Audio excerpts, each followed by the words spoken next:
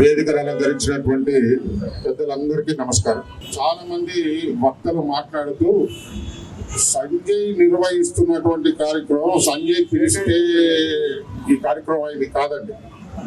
వీళ్ళందరూ కలిసి పిలిపిస్తే ఈ కార్యక్రమం జరుగుతుంది. నాకు వచ్చిన ఆలోచన కూడా కాదు. నాకు అబద్ధాలు ఆడమని అనగానే చెప్పిన కదా, నేను బాగా తక్కువ ఆడతాను అబద్ధాలు. ఈ ఆలోచన షేక్ హుసేన్ గారు నాతో అన్నారు.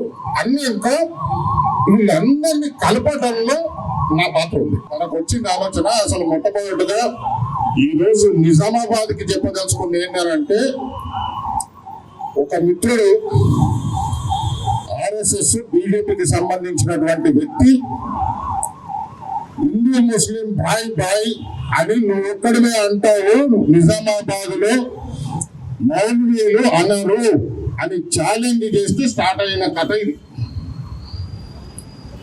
అయిన తర్వాత నేను మా మౌల్వీలు నాకున్నటువంటి పరిచయాలు, నాకు మా నాన్నగారు వచ్చినటువంటి పరిచయాలు అవి. తను ఏర్పాటు చేసినటువంటి, తను చాలా కష్టపడి హైదరాబాద్ లో ఎర్ర బస్ ఎక్కి కలెక్టరేట్ దగ్గర దిగి నాకు ఎవరు లిఫ్ట్ ఇస్తారా అని వెయిట్ చేసి చేత బండి మీద ఎక్కి సుభాష్ నగర్ లో కిరాయి ఇంట్లో ఉంటుండే, అక్కడి నుంచి ప్రయాణం చేసుకుంటా పోయి ఇవాళ ధర్మపురి అనే ఒక పేరుకు నేషనల్ లెవెల్ పేరు తీసుకొచ్చిన శ్రీనివాస్ గారు, ఆయన కడుపున పుట్టినందుకు నేను గర్వపడుతున్నా. అది మొట్టమొదటిగా పుట్టిన ఆయన ఆదర్శం అందరినీ కలుపుకొని ఊర్లో పోవడం. అదే బాటలో నేను నడుస్తున్నా. చాలా సార్లు చాలా ఇంటర్వ్యూలో ధర్మపురి శ్రీనివాస్ గారి వారసుడు ఎవరు అని అడిగారు. ధర్మపురి శ్రీనివాస్ గారి వారసుడు సంజయ్ మరొకరు అనేది కాదు. ధర్మపురి శ్రీనివాస్ గారి అడుగు జాడల్లో నడుస్తున్న ప్రతి నిజామాబాద్ పౌరుడు, నిజామాబాద్ వీళ్ళందరూ ధర్మపురి శ్రీనివాస్ వారసులే. ఆయన చాలా కష్టపడి నిజామాబాద్ లో, ఇటు మనకు చూస్తే మహాత్మా గాంధీ గారి విగ్రహం, అటు చూస్తే చాచా నెహ్రూ గారి విగ్రహం, ఇంకా ముందుకు పోతే అల్మా ఇక్బాల్ మన మాన్యుమెంట్, ఇట్లా ఇవన్నీ ఏర్పాటు చేసి కనీసం తన పేరు కూడా ఆ బోర్డు మీద లేకుండా అవిటిని ఏర్పాటు చేసి ఆయన పేరు కూడా పెట్టుకోలే. అంత గొప్ప మనసున్న వ్యక్తి ధర్మపురి శ్రీనివాస్ గారు.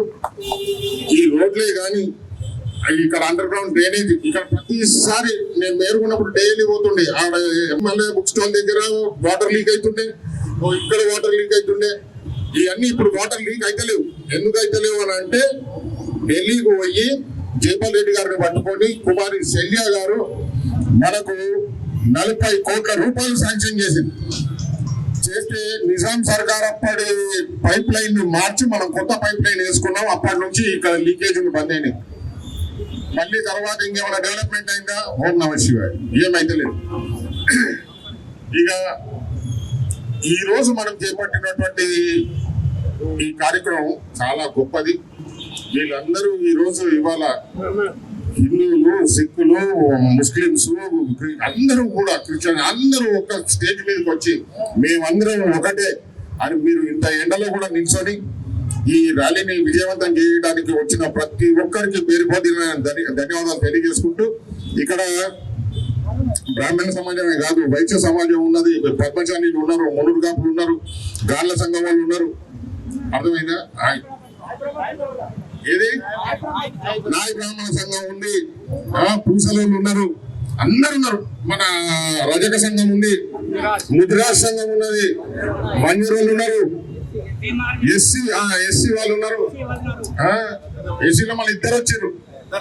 సో అందరూ ఉన్నారు కాబట్టి వచ్చిన వాళ్ళందరికీ కూడా నేను పేరు పేరున ధన్యవాదాలు తెలియజేసుకుంటూ, మహాత్మా గాంధీ గారికి ఒక పూలమాల వేసి మనం యాత్ర స్టార్ట్ చేద్దామని చెప్పి